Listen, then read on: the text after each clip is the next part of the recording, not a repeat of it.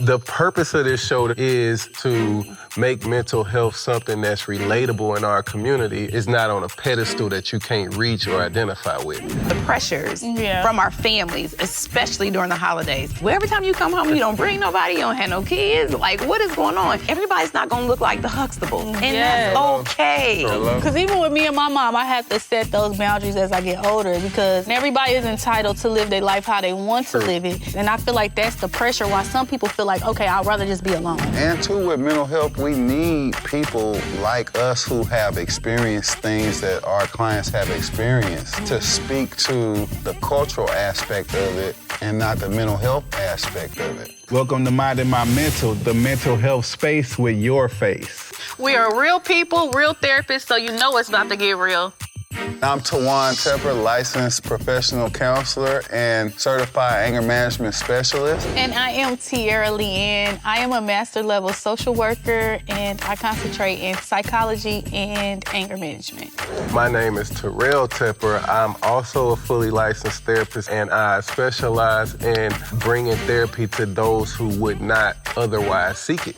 My name is Jamie, and I am also a licensed professional counselor. I work with eating disorders, depression, and substance use.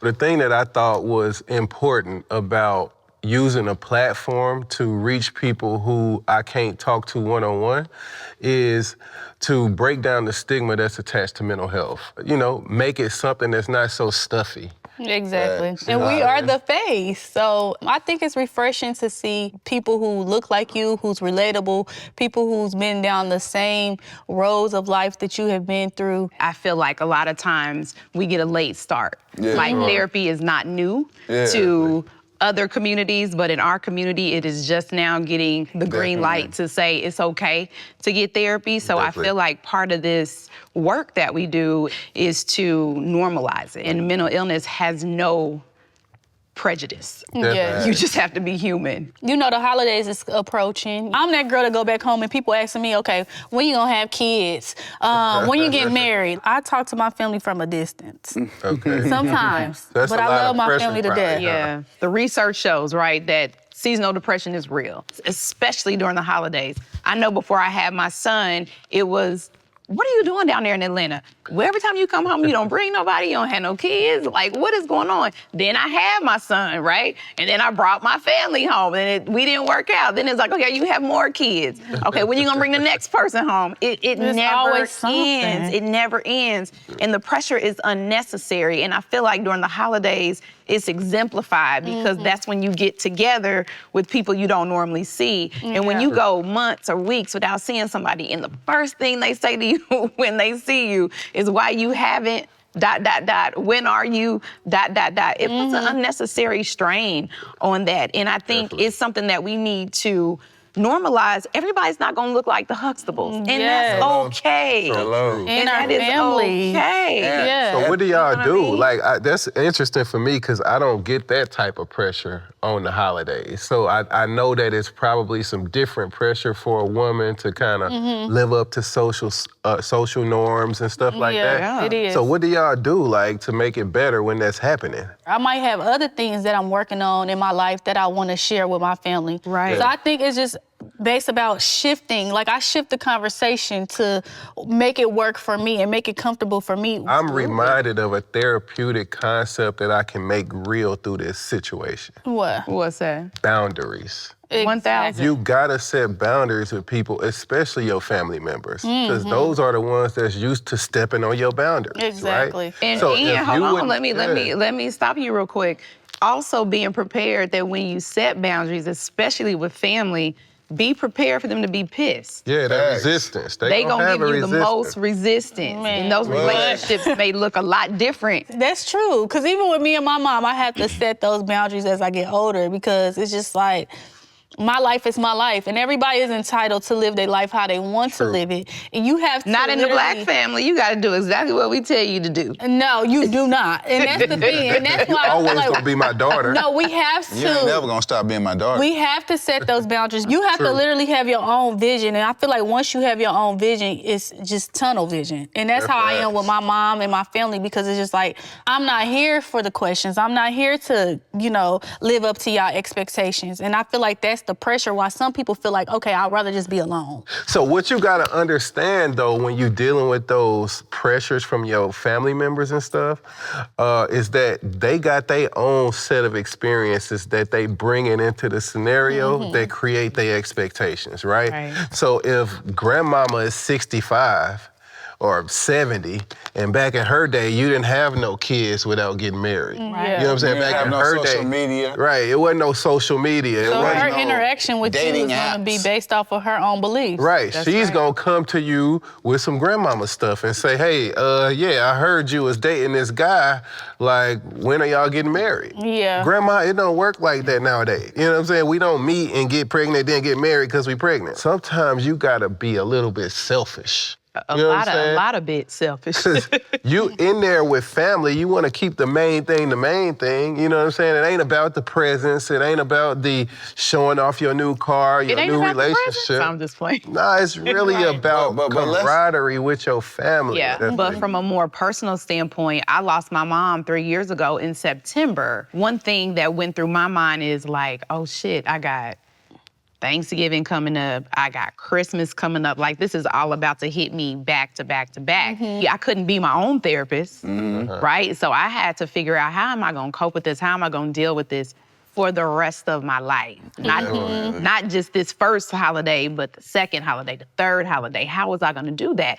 And so part of it was I had to have a support system. I had to have people around me that I could be transparent and vulnerable with and willing to let them pull my coattail. Did you Like, want to be alone? Absolutely. I wanted to be alone. I wanted to present like I was okay because I'm a therapist. So if Yeah. anybody can handle trauma and grief, it would be the it therapist. should be you, right? But when it's your trauma and grief, It's different. It's a little It hits different. different. You literally battling all these thoughts in your mind, and you really don't know how to cope with this. So you're drinking. For one, you ain't gonna be drinking no wine. You're gonna be drinking more wine, whiskey, You vodka, might start and off with some wine. tequila, all together, because now you feeling like, okay, I'm going through all these things, and this is all I have to cope. But you gonna stay to yourself? Like, that sounds like a bad idea to me. and see, in our world, that's called self-medicating, yeah. isolation. Yeah. You know, checking all the boxes for Strained depressive interpersonal symptoms. interactions. How does that play out? Because you looked at as the person who's supposed to be the expert, but when we come home for the holidays, we have to deal with real life. You know what I mean? Like, Yeah. I got an uncle who I feel like is dealing with substance abuse issues. You know what I'm saying? So I have to go home and deal with this guy in a way that's sensitive, in a way that will help him move forward. Right. And in a way that will not be a detriment to my family. So I don't want to go to my hometown and cause a whole bunch of problems. Yeah. Definitely. And then come back to Atlanta where I live, and then they have to deal with these problems going forward. Yeah. The thing that I see in Black families, they hold on to the drama so much. It's just like, Man. you can have one moment And you still of thinking about that? drama, and you just holding this grudge with your cousin that you really love, and you say, oh, I ain't about to go up there this Christmas or this holiday because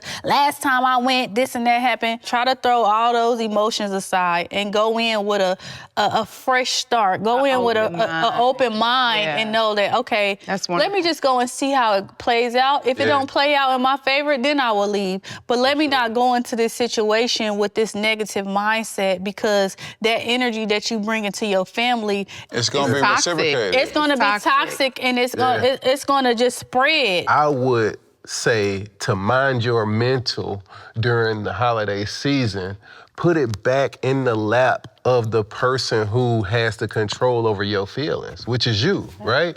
So I'm a perception guy, like I always say. You know, the things that you're dealing with during the holiday season are typically things that you deal with on a day-to-day basis.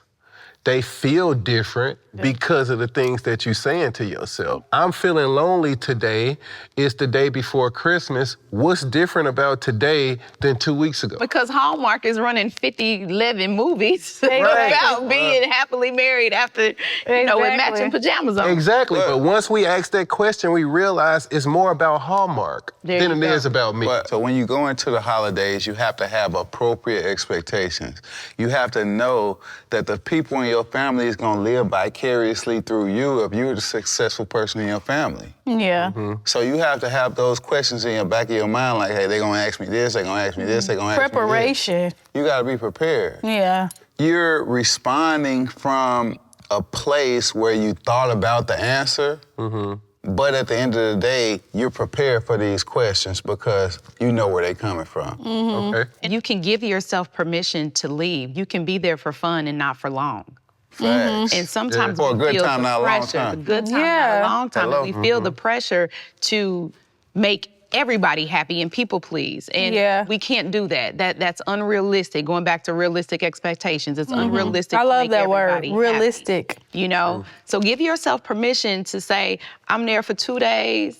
I'm in, I'm gonna do my hugs, kisses, and I'm out. I just say show up unapologetically, show up and Show show up out, you. okay? Yeah. I always make sure when I come through, I'm coming through, I'm looking good, I'm smelling good, and that's all you need to know, baby. Man. You don't need to know nothing. No, seriously, y'all Listen. don't need to know nothing Leave my else uterus about alone. me. Like, Leave my relationship status Leave alone. I this don't alone. want kids. I might not want a husband. I might just want to be a hot girl. With appropriate expectation, you gotta understand that people is trying to get booed up for the holidays. You know what I'm saying? They trying to hibernate. Do dudes get more attractive when it get cold? Or why do y'all want to do I will that? say this though. I do think I so. think that dudes need to understand Yeah, they do. what The comes turtlenecks, with sweaters. the territory. The coat, The warm body next to you. that's Okay, real. well, But at the end of the day, so just say you dating a woman and it's casual. right. It's time to hibernate, and she take you to her family's, and she's introducing you as her man. What do you do?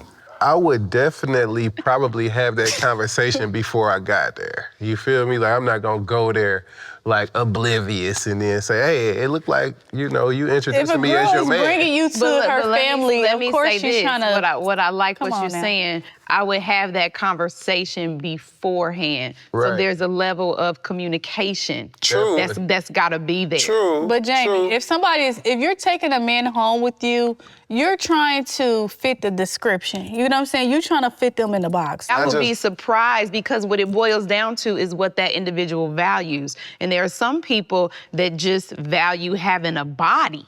Yeah. With them. But And not so just it'll anybody, though. But some people don't Don't care go. because Not it's just just anybody. a They body. will pick the most I have a suitable. cousin, y'all. I have a cousin who brings somebody different every holiday, and the joke is, who she gonna bring this time? Yeah. Because this is what she does, and so we just so used to it. What goes into her selection process? I don't Obviously, she's choosing the best dude she's talking to at that time. Well, I'll and tell I've you- been that guy. I don't know her selection process, but if I had a Why client, would what I you would go? say, this is what this particular person values. It's their value system. And so they don't care about any of the backlag, but if we look good in this picture and we look good on social media and they checking boxes on the surface, that's all that matters. The women are dealing with this pressure to have a man have a plan. We don't really enter with that pressure, right? Right. But we have to understand that they're entering with that pressure. Okay. So when you come into a situation with your girl and her family, you're gonna quiz me on my profession, you're gonna quiz me on my income, you're gonna quiz me on my 5-year plan. So coming into a situation with appropriate expectations allows you to be prepared for that Agreed. situation. Did you feel like that when you met my family? And did. And did. Well, you never Okay. told me. Well, I never here we told go. her. Okay, let me run that back. So I was with you and I was with you, Okay. but I didn't know y'all was with each other. So you met her family Yeah. because y'all was dating. Oh, okay. Yes, I know. It's platonic. It's such a interesting. It's platonic now. It's an or- interesting connection.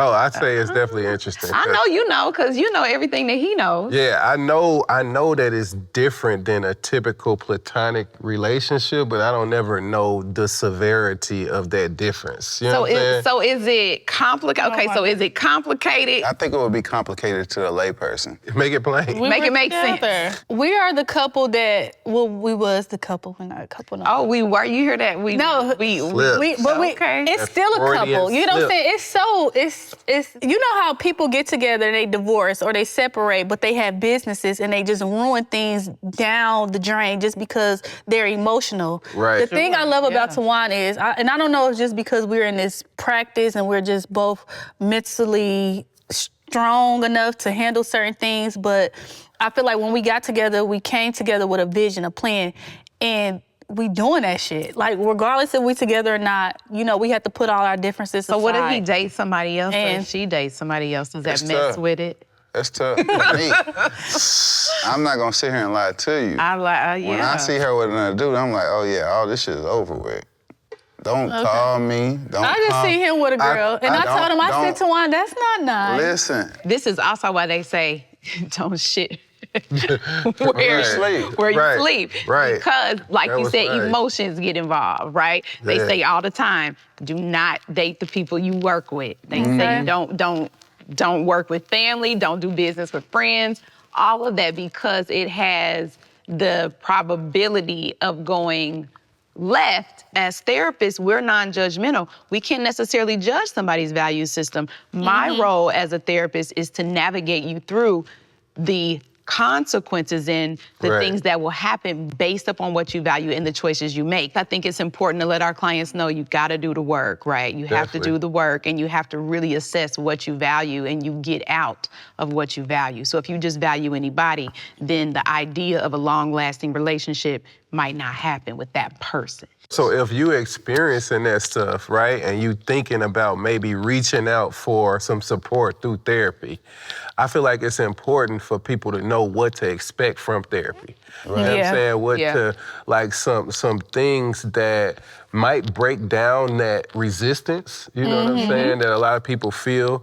And also so people can have appropriate expectations and not think they finna go in there one time and be fixed. You know what I'm saying? Okay, let me tell y'all how to shop for a therapist. shop it For up. me, I feel like, let's say for instance, I'm going through a situation where I've lost somebody and I'm sad. You know, I'm helpless right now. Right. I will read your bio.